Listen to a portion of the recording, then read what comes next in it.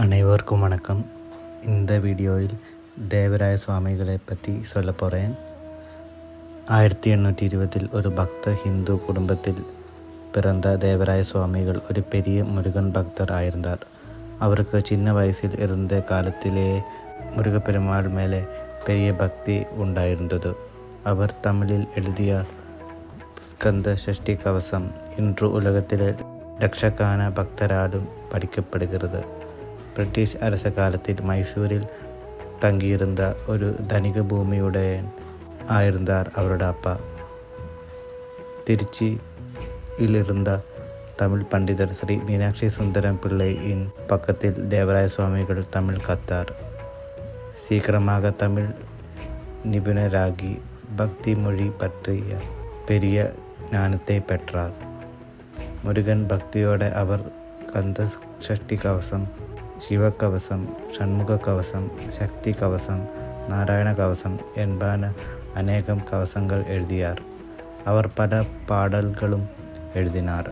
குஷலோபியானம், தனிகசல மலை, பஞ்சகார தேசிகர் பதிகம், சேடமலை என்னவ அவர் எழுதிய பக்தி பாடல்கள். கந்த சஷ்டி கவசம் படிக்கிறது நாம் மனசிலே இருக்கிற பயம், நோய்கள், தீய கருத்துகள் எல்லாம் நீக்கும். இது நமக்கு சமாதானமும் சந்தோஷமும் கொடுக்கும். முருகப்பெருமாள் பக்தியில் மனம் ஒழிந்து தியானம் செய்யவும் இது வழியாகும்.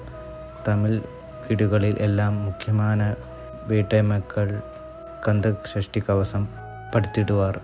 அவங்க தான் குடும்பத்தின் ஐஸ்வர்யம், பர்த்தாவின் குழந்தைகளோட க்ஷேம சந்தோஷத்தாயிருக்கும் இந்த படிக்கும்போதும்.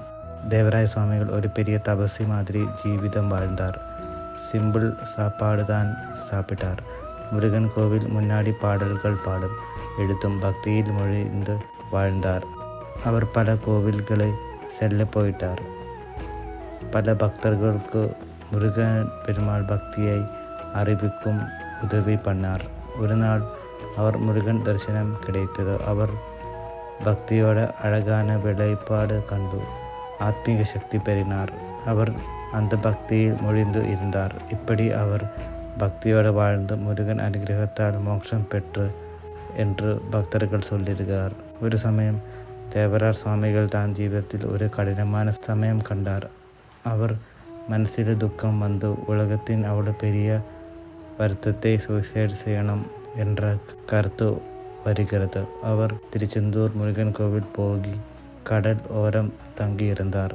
அவர் ஒரு ராத்திரி கோவில் பக்கத்தில் தங்கி முருகனை தியானம் பண்ணினார். அந்த இரவில் முருகன் சுவாமி அவருக்கு சொப்ன தரிசனம் கொடுத்தார்.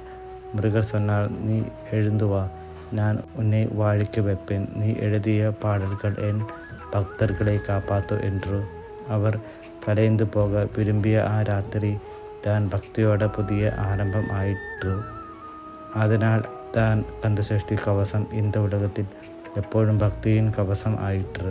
தேவராயர் சுவாமிகள் நினைக்கிற மனத்தில் முருகன் பக்தி வளருகிறது. அவர் எழுதிய கந்த சஷ்டி கவசம் படிக்கிற பக்தர்களுக்கும் முருகன் பெருமாள் அருள் வருகிறது. ஓம் ஸ்ரீ தேவராய சுவாமிகளே நம. ஓம் முருக வெற்றிவேல் வடிவேல் முருகா. இதில் முருகனை பாடும் ஒவ்வொரு வார்த்தையும் பக்தியின் வெள்ளம் போல மனசில் ஒழுகும். அவர்தான் பக்தருக்கு கை காட்டி காப்பான். அவர் பாடல்களில் அருள் துள்ளி மழை போல விழும்.